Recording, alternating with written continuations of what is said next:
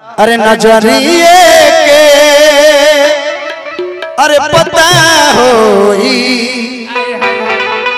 मोहब्बत चीज का होला नींद जावे न रतिया अरे दिल से दिल जुदा होला नजरिए पता होई मोहब्बत चीज का होला नजरिए पता होई मोहब्बत नजर क्या है यार ठीक बा रह दा तू आके पहना दा तू डिस्टर्ब मत कर तू अपन काम कर तू अपन काम कर जा फर तो क्या बो गाना बजाना दूसरा चीज है देहाती जी ध्यान दीजिए आप जो हमारा मगध के शिकायत कर रहे हैं कि मगध के आमना का तो चा भैया मैं उस धरती से हूँ देहाती जी हाँ मैं उस धरती से हूँ हाँ जिस धरती पर गौतम बुद्ध के पीपल के पेड़ पर ज्ञान प्राप्त हुआ कलकार का कोई जिला नहीं होता है कलकार का कोई गांव नहीं होता है कलकार जिस गांव में जाता है उस गांव का हो जाता है हाँ ध्यान दीजिए सीखो ई सब कलकार में जातियों ना लिया है हम में कुछ है तब मगध के धरती पर बलिया जिला के धरती पर मैं आ रहा हूँ सही बात नहीं तो आप जैसे ढेर दुश्मन लग गए हाँ गुड्डू हलचल का मार्केट बंद हो जाए लेकिन नहीं जब ले हाँ राहुल बा तो फिर बोला मत बोला मत ध्यान दो अरे कि कैसन जमाना आइल बा अरे देखी के लोग पगल आइल बा कैसन जमाना आ गइल कैसा दोस्तों आजकल के गायक लोग के श्रोता लोग माई बहन लोग छत पर से देखो तारी आई माइक पर बार-बार बात बोलता अरे राम इहो गर्मी में एक गिलास चाय पिया तारे कम बात बा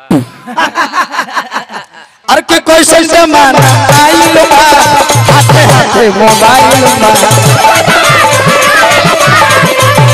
अरे कैसन जमाना आइल बा हाथे हाथे मोबाइल बा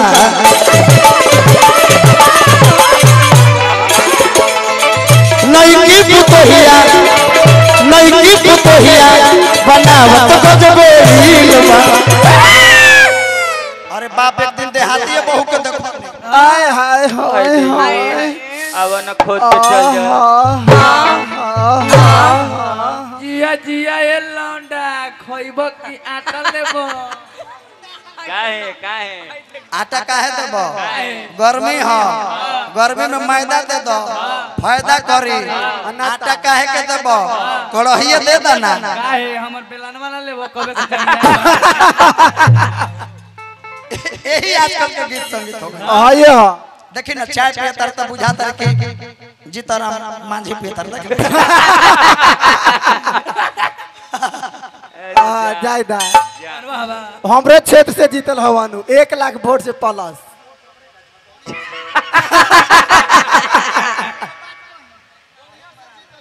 ए भाई 1 लाख प्लस वोट से चाय पिया लोग चाय इनका के चाय मत दी इनका के गोर है कॉफी पिला दी गोर है कॉफी पिलाई अरे की कैसन जमाना आइल बा हाथे हाथे मोबाइल बा कैसन जमाना आइल बा हाथे हाथे मोबाइल बा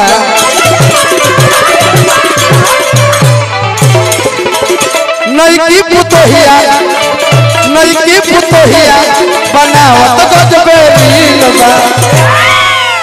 नई की पुतहिया बनावत गजबे रील बा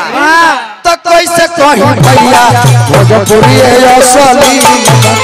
कैसे कहीं भैया भोजपुरी कैसे कहीं भैया भोजपुरी असली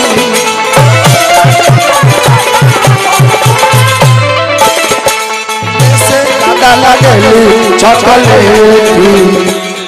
अब 2 महीना में बनाओ पहले से ज्यादा लगेली चॉकलेटी और 2 महीना में बनाओ नैहर में रहलू टूटी कि हरी ससुरवा में को कैलू जा नैहर में रहलू टूटी कि हरी ससुरवा में को कैलू पिला रे सैया ए देखल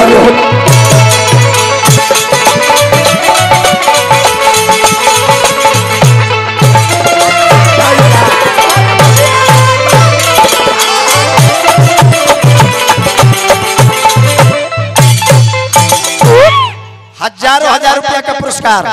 बहुत सुंदर भोजपुरी जगत के कलाकार हमारा सोनू प्रीतम जी की तरफ से बार बार हार्दिक अभिनंदन। कैसे कोई भैया भोजपुरी सलीम केकरा के दोस्त हम गवैया के ना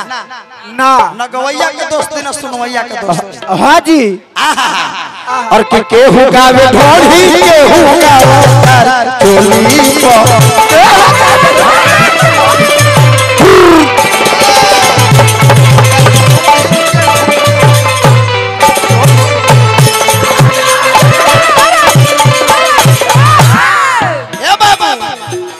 लेले होई तू नलिया कोनो बोलो तारे बोली को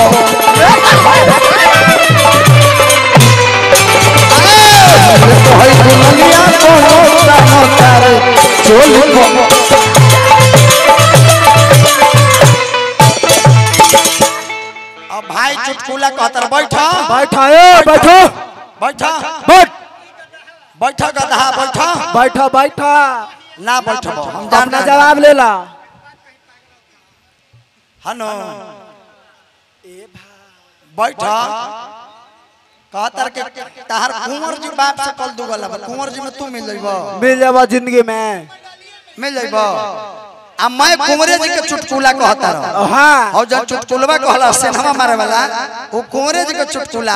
हाँ जैसे पर गोड़ में धर डर बाकी 2024 में तू पतल चट भइल बाड़ा हमरा डर बाकी 2025 में तू लड़ चट मत जय हो पतल चटवा भइल बाड़ा तू गुरु जी के हमर चीज कहता रह हाँ जी ये पुरान हो गए चुटकुला न कहता रहे किसे एगो बाघ जो ना रहे बाघ अगधा में का तो चले लगा हाँ इन घरे जैसा एगो कुकर रहे कुकर कुकुर कुकुर सिटी मारे वाला ना कुकुर हाँ जी कुत्ता कुकुर रहे कुत्ता रहे एगो आ एगो बाघ रहे आ कुत्ता के फौज में दौड़ के बहाली निकल रहे आ ओहजुने एगो बाघ रहे आ कुत्ता दौड़ शुरू लगा देले बा आ बाघवा टुकुर टुकुर बैठल बा वही जे आदमी कहलस के का हो कुत्ता दौड़ लगा देलस आ तू बाघ है जे बैठल बाड़ा हाँ कहले कि हमरा दौड़हु से का फायदा बा हमें कुत्ता से जीतियो जाई तो लोग यही कही कि एगो कुत्ता जोड़े दौड़ के फौज में एगो बाघ जाके दौड़ लगे रहे ई कुत्तवा हाँ हाय कुत्तवा जोड़े दौड़ के एगो बाघ आ जीत के कहता कि हम कुत्ता से जीत गइनी हाँ जी तू आओ आओ कैसे बोले ला कुत्तवा रे चुप आ रोवेले तो कैसे लगल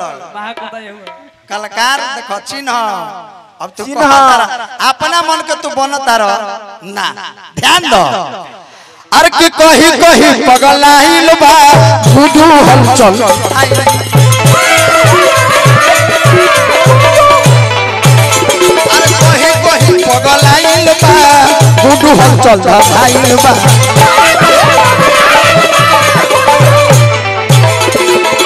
सब कोई चाहेला तुरेला पर सील के अरे कैसे कहीं भैया भोजपुरी है यशो लीलबा